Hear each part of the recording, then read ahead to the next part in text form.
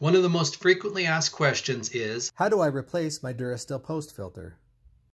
Hi, I'm Brandon Flint with Rocky Mountain Water Distillers. Today in this video, I'll show you how to safely replace your Durastill Post Filter. Caution, before you service or clean your water distiller system, always unplug your distiller from the electrical outlet as a safety precaution. And make sure your distiller is cooled down and not hot. Remove the Durastill Post Filter and the line. You will need to loosen the C-clamp and remove the tube from the bottom of the condenser coil. This is where the water comes out of the bottom of your distiller.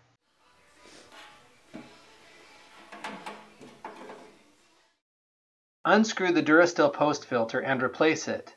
Then reconnect the new post filter and line to the water storage tank. You can reuse the 90-degree elbows that screw into the post filter for many years, so don't lose them. Then screw in the 90-degree elbows into the new Durastill Post Filter. There is one for each end of the filter. Connect the flexible tube to the condenser coil. Tighten the C-clamp and make sure you get a good seal. Then put the smooth 90-degree elbow into your water tank hole. You should clean your water distiller system and replace your filters every 6 months.